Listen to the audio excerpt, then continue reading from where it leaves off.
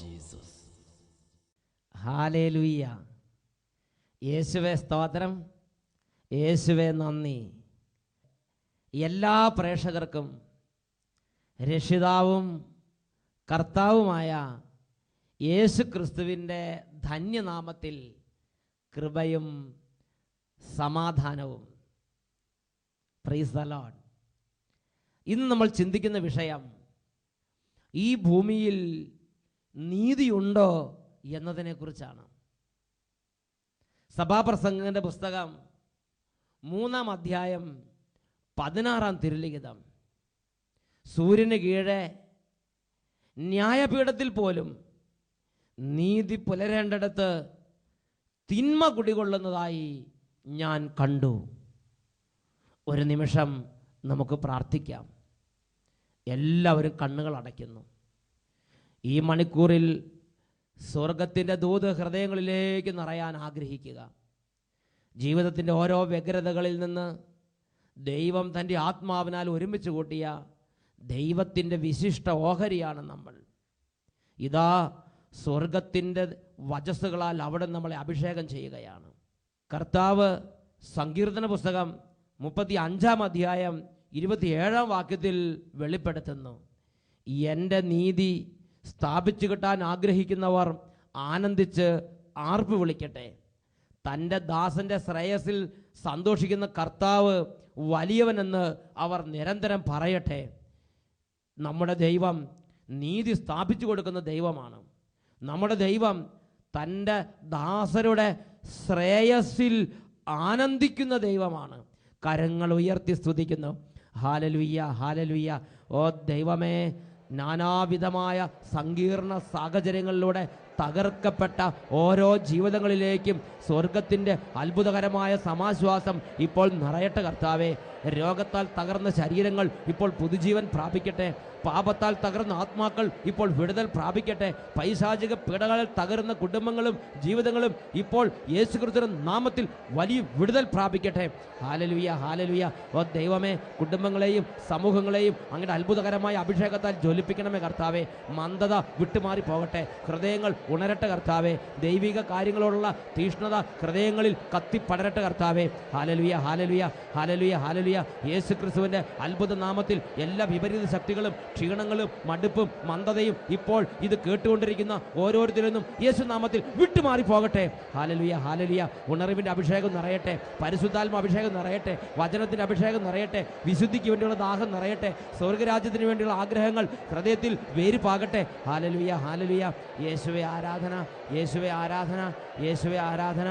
യേശുവേ സ്തോത്രം, യേശുവേ നന്ദി. യേശുവേ സ്തോത്രം, യേശുവേ നന്ദി. യേശുവേ സ്തോത്രം, യേശുവേ ആരാധന. Praise the Lord. ഹല്ലേലൂയ. സഭാപ്രസംഗങ്ങളുടെ പുസ്തകം 3-ാം അധ്യായം 16-ാം തിരുലിഖിതം. സൂര്യന് കീഴെ ന്യായപീഠത്തിൽ പോലും നീതി പുലരേണ്ടിടത്ത് തിന്മ കുടികൊള്ളുന്നതായി ഞാൻ കണ്ടു. ഇന്ന് ഈ ലോകത്ത് ജീവിക്കുന്ന ഒരുപാട് പേരുടെ വേദനയാണിത്. ഇവിടെ നീതിയുണ്ടോ? പ്രിയപ്പെട്ട സഹോദരങ്ങളെ, വിദ്യാർത്ഥികൾ പറയുകയാണ്, ഞാൻ നന്നായി പഠിച്ചു, ഞാൻ നന്നായി പ്രാർത്ഥിച്ചു, ഞാൻ ക്ലാസ്സിൽ ഗുരുബോധന്മാരെ അനുസരിച്ചു, ഞാൻ നന്നായി എല്ലാം സത്യസന്ധമായി ചെയ്തു. എന്നാൽ കോപ്പി അടിച്ചവരും തല്ലിപ്പൊളികളായി നടന്നവരും അക്രമത്തിനും അരാജകത്വത്തിനും വേണ്ടി ചാടിപ്പുറപ്പെട്ടവരും അവരെല്ലാം അവസാനം മിടുക്കന്മാരായി. കഷ്ടപ്പെട്ട് പഠിച്ചവര്, രാത്രിയും പകലും അധ്വാനിച്ചവര്, അച്ചടക്കത്തിലും സത്യസന്ധതയിലും സ്കൂൾ വർഷം ചെലവഴിച്ചവര്, അവര് ഹൃദയത്തിൽ വേദനിക്കുകയാണ്. അവർക്ക് അർഹമായ നീതി ലഭിച്ചില്ല. തല്ലിപ്പൊളികളും അരാജകത്വത്തിന് വേണ്ടി ചാടിപ്പുറപ്പെട്ടവരും കോപ്പി അടിക്കുന്നവരും എന്തും ചെയ്യാൻ മടിയില്ലാത്തവരും അവര് എങ്ങനെയൊക്കെയോ അവർ മിടുക്കന്മാരായി അവർ 1-ാം സ്ഥാനക്കാരാകുകയാണ്. ഇതാ മറ്റൊരു കൂട്ടർ വേദനിക്കുകയാണ്. അവർ പറയുകയാണ്, ഇവിടെ ഞങ്ങളുടെ പണി മാത്രം നടക്കുന്നില്ല, ഞങ്ങൾക്ക് മണൽ കിട്ടുന്നില്ല, ഞങ്ങൾക്ക് ആവശ്യത്തിന് ഗവൺമെൻറ്റിൻ്റെ നിയമം അനുസരിച്ച് രാജ്യത്തിൻ്റെ നിയമം അനുസരിച്ച് എല്ലാ സമൂഹത്തിൻ്റെ ക്രമങ്ങൾ പാലിച്ച് സത്യസന്ധരെ പോകുന്ന ഞങ്ങളുടെ പണി മാത്രം നടക്കുന്നില്ല, ബാക്കി നാട്ടിലുള്ള എല്ലാവരുടെയും പണികൾ നടക്കുന്നുണ്ട്. കൈക്കൂലി കൊടുത്ത്, വെട്ടിപ്പ് കാണിച്ച്, തട്ടിപ്പ് കാണിച്ച് ജീവിക്കുന്നവർക്ക് എന്തും എപ്പോഴും നടക്കും. എന്നാൽ നിയമങ്ങൾ അനുസരിച്ച് ദൈവത്തിൻ്റെ മാർഗത്തിൽ മുറുകെ പിടിച്ച് ജീവിക്കുന്നവർ ഇന്ന് വേദനിക്കുകയാണ്. പ്രിയപ്പെട്ട സഹോദരങ്ങളെ, ഇതൊരുപാട് പേരുടെ വേദനയാണ്, ഒരുപാട് പേരുടെ വേദനയാണ്. ഇങ്ങനത്തെ ഒരു വേദന ബൈബിളിൽ സഭാപ്രസംഗന്റെ പുസ്തകത്തിൽ ദൈവദാസൻ ദൈവത്തിൻ്റെ സന്നിധിയിൽ രേഖപ്പെടുത്തുകയാണ്. ദൈവദാസൻ ദൈവത്തോട് പറയുകയാണ്. സഭാപ്രസംഗന്റെ പുസ്തകം 4-ാം അധ്യായം അതിൽ 1-ാമത്തെ വാക്യം, വീണ്ടും ഞാൻ സൂര്യന് കീഴെയുള്ള എല്ലാ മർദ്ദനങ്ങളും വീക്ഷിച്ചു, മർദ്ദിതരുടെ കണ്ണുനീര് ഞാൻ കണ്ടു, അവരെ ആശ്വസിപ്പിക്കാൻ ആരും ഉണ്ടായിരുന്നില്ല. സഭാപ്രസംഗകൻ 4:1, അവർക്കൊരാശ്വാസപ്രദൻ ഇല്ലായിരുന്നു, അവരെ ആശ്വസിപ്പിക്കാൻ ആരും ഉണ്ടായിരുന്നില്ല. സത്യസന്ധമായി മാത്രം ജീവിച്ച് ജോലി മേഖലകളിൽ, ഉദ്യോഗ മേഖലകളിൽ ഒരുപാട് തിരിച്ചടികളും വേദനകളും സഹിക്കുന്ന എത്രയോ ഉദ്യോഗസ്ഥന്മാർ, സത്യസന്ധമായി ജോലി ചെയ്യുന്ന, സത്യസന്ധമായി രാഷ്ട്രീയ ജീവിതം നയിക്കുന്ന എത്രയോ രാഷ്ട്രീയ നേതാക്കന്മാർ, അവർ തകർക്കപ്പെടുന്നു. അവരുടെ കണ്ണുനീര് കാണാൻ, അവരുടെ കണ്ണുനീര് തുടയ്ക്കാൻ ആർക്കും ഈ സമൂഹത്തിൽ സാധിക്കുന്നില്ല. സത്യസന്ധമായി ശുശ്രൂഷ ചെയ്യുന്നവർ, സത്യസന്ധമായി സേവനം ചെയ്യുന്നവർ, അവിടെ എല്ലാം അവർ കണ്ണുനീരിലേക്ക് വീഴ്ത്തപ്പെടുകയാണ്. പ്രിയപ്പെട്ട സഹോദരങ്ങളെ, ഈ ഒരു വിഷയത്തെക്കുറിച്ച് ദൈവം വിശുദ്ധ ലിഖിതങ്ങളിൽ എന്താണ് രേഖപ്പെടുത്തുന്നത്? ദൈവം നമുക്ക് നൽകുന്ന ഉറപ്പുള്ളൊരു കാര്യമുണ്ട്. പാപിയുടെ പ്രതാപം പുഴുക്കളും ചാണകവുമായി മാറും. എന്നാൽ ദൈവത്തിൻ്റെ നീതിക്ക് വേണ്ടി ദൈവത്തിൻ്റെ വഴികളിലൂടെ നടന്ന് ദൈവമാർഗത്തെ മുറുകെ പിടിച്ച് സത്യസന്ധമായി ജീവിക്കുന്നവർ ഇന്നല്ലെങ്കിൽ നാളെ ഉയർത്തപ്പെടും എന്ന് തിരുലിഖിതം ഉറപ്പ് നൽകുകയാണ്. ഹല്ലേലൂയ. യേശുവേ സ്തോത്രം, യേശുവേ നന്ദി, യേശുവേ സ്തോത്രം, യേശുവേ നന്ദി. ബൈബിളിൽ നമുക്കൊരു രംഗം കാണാൻ സാധിക്കും. ബൈബിളിൽ ദാനിയേൽ എന്ന് പറയുന്നൊരു ദേവദാസൻ, അദ്ദേഹം സത്യസന്ധമായും നീതിനിഷ്ഠമായും ജീവിച്ചു വരികയാണ്. അദ്ദേഹം 3 നേരം പ്രാർത്ഥിക്കും. നന്നായി ദൈവവുമായി ബന്ധമുള്ള ദാനിയേൽ, അദ്ദേഹത്തിന് ദൈവത്തിൻ്റെ വഴികളും ദൈവത്തിൻ്റെ വചനവും ജീവനേക്കാൾ പ്രിയങ്കരമാണ്. ഒരു ചെറിയ പാപം ചെയ്യാൻ അദ്ദേഹത്തിന് താല്പര്യമില്ല, ഒരു ചെറിയ അശുദ്ധി പ്രവർത്തിക്കാൻ അദ്ദേഹത്തിന് താല്പര്യമില്ല. അദ്ദേഹം ദൈവത്തിൻ്റെ വഴികളെ മുറുകെ പിടിച്ച് സത്യസന്ധമായി ഈ ലോകത്തിൽ ദൈവത്തിൻ്റെ അത്ഭുത സാന്നിധ്യമായി ജീവിക്കുന്ന ദാനിയേൽ.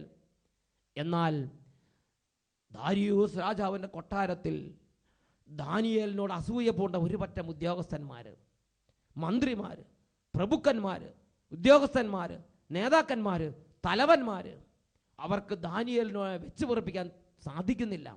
അവർ രാജാവിൻ്റെ അടുത്ത് പല ഏഷണികളും പറയുകയാണ്, പല കിംവദന്തികളും പറയുകയാണ്, പല ദൂഷണങ്ങളും ദാനിയേലിനെ കുറിച്ച് പറയുകയാണ്.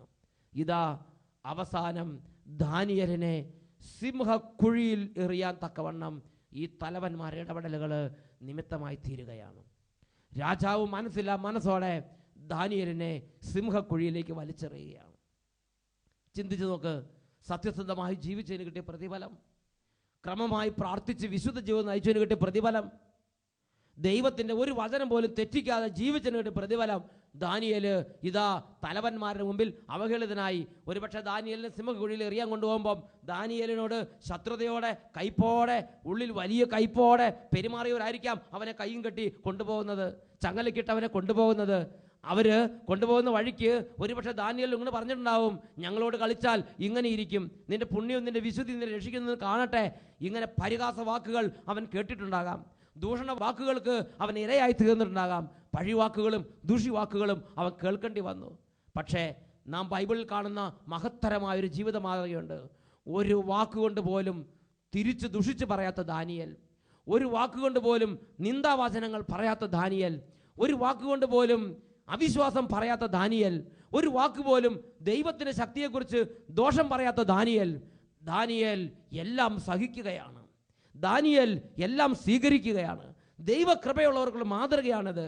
അന്യായമായി പീഡിപ്പിക്കപ്പെടുമ്പോൾ, അന്യായമായി വേദനിപ്പിക്കപ്പെടുമ്പോൾ, നീതി നിഷേധിക്കപ്പെടുമ്പോൾ ഇവിടെ നീതിയുണ്ടോ?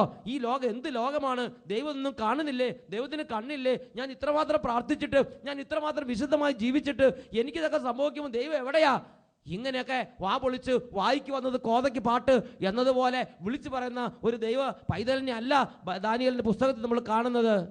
ഒരക്ഷരം മിണ്ടാതെ എല്ലാം ഏറ്റെടുക്കുന്ന ദാനിയേൽ, എല്ലാം ഏറ്റെടുക്കുന്ന ദാനിയേൽ, ദൈവത്തിൻ്റെ നീതിക്ക് വേണ്ടി കാത്തിരിക്കുന്ന ദാനിയേൽ. ഹല്ലേലൂയ. പ്രിയപ്പെട്ട സഹോദരങ്ങളെ, ദൈവകൃപയിൽ ജീവിക്കുന്നവനാണോ ഞാനും നിങ്ങളും? എനിക്കെതിരെ ഈ ലോകം മുഴുവൻ ഒറ്റക്കെട്ടായി കൂട്ടുകൂടി ഒറ്റക്കെട്ടായി അണിനിരന്നേക്കാം. എനിക്കെതിരെ സകലതര ദൂഷണങ്ങളും ആരോപിക്കപ്പെട്ടേക്കാം. അപ്പോൾ ജഡത്തിൻ്റെ ആയുധങ്ങളുമായി അവരുടെ നേരെ അവരെ എതിരിടാൻ വേണ്ടി അല്ല ഞാനും നിങ്ങളും തുനിയേണ്ടത്. നീ ദൈവത്തിൻ്റെ പൈതലാണോ? നീ കൃപയുടെ മനുഷ്യനാണോ? നീ ലോകം ഏൽപ്പിക്കുന്ന എല്ലാ ക്ഷതങ്ങളും ഏറ്റെടുക്കണം. നീ ലോകം ഏൽപ്പിക്കുന്ന എല്ലാ ഉപദ്രവങ്ങളും ഏറ്റെടുക്കണം. നീ ലോകം തരുന്ന എല്ലാ നിന്ദനങ്ങളും ഏറ്റെടുക്കണം. ഏറ്റെടുത്തിട്ട് ദൈവത്തിൻ്റെ നീതിക്ക് വേണ്ടി കാത്തിരിക്കണം. കാരണം നീ ദൈവത്തിൻ്റെ പൈതലാണെങ്കിൽ, നീ ദൈവകൃപയുടെ മനുഷ്യനാണെങ്കിൽ നിന്നോട് ചെയ്യുന്നതെല്ലാം ദൈവത്തോട് തന്നെയാണ് ചെയ്യുന്നത്. അതിന് മറുപടി കൊടുക്കേണ്ടതിന്, അതിന് ഉത്തരം കൊടുക്കേണ്ടത്, അതിന് ന്യായം സ്ഥാപിക്കേണ്ടത് ദൈവമാണ്. ഞാനോ നിങ്ങളോ അല്ല, ഈ ലോകമല്ല, ഈ ലോകത്തിൻ്റെ ഭരണാധിപന്മാരല്ല. ഇവിടെ നല്ല നീതി പ്രതീക്ഷിക്കേണ്ടത്. ഞാനും നിങ്ങൾ ദൈവ പൈതലാണെങ്കിൽ എൻ്റെയും നിങ്ങളുടെയും നീതി നടത്തിപ്പുകാരൻ സർവശക്തനായ ദൈവം തന്നെ, സർവശക്തനായ ദൈവം തന്നെ. ദാനിയേൽ ഇതാ തന്നെ ദൈവത്തിൻ്റെ നീതി നടത്തിപ്പിനായി വിട്ടുകൊടുക്കുകയാണ്. അവനെ കൈയും കാലും കൂച്ചിക്കെട്ടി സിംഹക്കുഴിയിലേക്ക് വലിച്ചെറിഞ്ഞു. ദിവസങ്ങളോളം പട്ടിണി കിടന്ന് സിംഹങ്ങൾ കിടന്നിരുന്ന സിംഹക്കുഴിയിലേക്ക് ഇതാ ദാനിയേലിനെ അവർ വലിച്ചെറിഞ്ഞു. നിർദ്ദയം അവർ വലിച്ചെറിഞ്ഞ്, ദൂഷണ വാക്കുകൾ പറഞ്ഞ്, ഇനി മേലിൽ നിന്നെ കാണാതിരിക്കട്ടെ എന്ന് പറഞ്ഞ് അവർ വലിച്ചെറിഞ്ഞ് അവരുടെ കോപത്തിൻ്റെ പരമാവധി അവർ തീർത്ത്, ലോകത്തിന് ചെയ്യാവുന്നതിൻ്റെ പരമാവധി അവർ ചെയ്ത്, അങ്ങനെ ദാനിയേൽ ഇതാ ആർക്കും വേണ്ടാത്തവനായി സിംഹക്കുഴിയിലേക്ക് എറിയപ്പെട്ടിരിക്കുകയാണ്. എന്നാൽ നീതി നടത്തുന്നവനായ ദൈവം, നീതിമാനായ ദൈവം, നീതി നടത്തുന്നവനായ ദൈവം അവന് വേണ്ടി സിംഹക്കുഴിയിൽ പ്രവർത്തിച്ച് സിംഹങ്ങളുടെ വായകൾ തൻ്റെ ദൂതനെ അയച്ച് ദൈവം തൻ്റെ ദാസന് വേണ്ടി അടച്ച്, മണിക്കൂറുകൾക്ക് ശേഷം വളരെ വൈകി വിലപിച്ച് ഈ ദാനിയേലിനോടുള്ള വേദന കൊണ്ട്, ദാനിയേലിനെ ഇങ്ങനെ വിട്ടുകൊടുത്തുള്ള വേദന കൊണ്ട് വിഷമിച്ച് വരുന്ന ദാരിയൂസ് രാജാവ്, ദാനിയേലേ, ജീവിക്കുന്ന ദൈവത്തിന് ദാസ, നീ സേവിച്ച നിന്റെ ദൈവം നിന്നെ സിംഹങ്ങളുടെ വായിൽ നിന്ന് രക്ഷിക്കാൻ മാത്രം ശക്തനായിരുന്നോ എന്ന് ചോദിച്ച് വേദനയോടുകൂടി ദാനിയേലിൻ്റെ ആ സിംഹക്കുഴിയിലേക്ക് വരുന്ന ദാരിയൂസ് രാജാവിനെ നമുക്ക് ബൈബിളിൽ കാണാം, ദാനിയേലിൻ്റെ പുസ്തകം 6-ാമത്തെ അധ്യായത്തിൽ. എന്നാൽ രാജാവ് അവിടെ ചെന്നപ്പോൾ കണ്ടതാകട്ടെ, ദാനിയേൽ ഒന്നും പറ്റാതെ അവൻ സുരക്ഷിതനായി ഇരിക്കുന്ന കാഴ്ചയാണ് കണ്ടത്. ഉടനെ ദാരിയൂസ് രാജാവ് പറഞ്ഞൊരു കാര്യമുണ്ട്. ദാനിയേലിനെ പുറത്തു കൊണ്ടുവരാൻ കൽപ്പിച്ചു. എന്നിട്ട് തൻ്റെ ദൈവത്തിൽ ആശ്രയിച്ചിരുന്നത് കൊണ്ട് അവന് ഒരു പോറൽ പോലും ഏറ്റതായി അവൻ കണ്ടില്ല. ദൈവം അവനെ സൂക്ഷിച്ച്, ദൈവം അവനെ കൈവളയിൽ സൂക്ഷിച്ച്, ദൈവം അവനെ കണ്ണിലുണ്ടി പോലെ സൂക്ഷിച്ച്, ദൈവം അവനെ തൻ്റെ ചിറകടിയിൽ സൂക്ഷിച്ച്. ഹല്ലേലൂയ. ദൈവം അവന് നീതി നടത്തിക്കൊടുത്ത്. പ്രിയപ്പെട്ട സഹോദരങ്ങളെ, ഞാനും നിങ്ങളും എൻ്റെയും നിങ്ങളുടെ നീതിക്ക് വേണ്ടി പൊരുതേണ്ടവനല്ല. എൻ്റെയും നിങ്ങളുടെ നീതിക്ക് വേണ്ടി പൊരുതുന്നത് സർവശക്തനായ ദൈവമാണ്. ഇതാ അവനെതിരെ കുതന്ത്രങ്ങൾ മെനഞ്ഞവരെല്ലാം നിഷ്കാസനം ചെയ്യപ്പെട്ട് ദാനിയേൽ കൊട്ടാരത്തിൽ ഉയർത്തപ്പെട്ട്, അവനെതിരെ കുതന്ത്രങ്ങൾ മെനഞ്ഞവരെ തുടച്ചു മാറ്റുന്ന ജോലി ദൈവം തന്നെയാണ് പൂർത്തിയാക്കുന്നത്. ദാനിയേലോ കൊട്ടാരത്തിൽ ഉയർത്തപ്പെട്ട്. ബൈബിളിൽ ദൈവം ഇടപെടുന്ന വ്യക്തികളുടെ ജീവചരിത്രങ്ങളെല്ലാം പരിശോധിച്ച് നോക്കുക.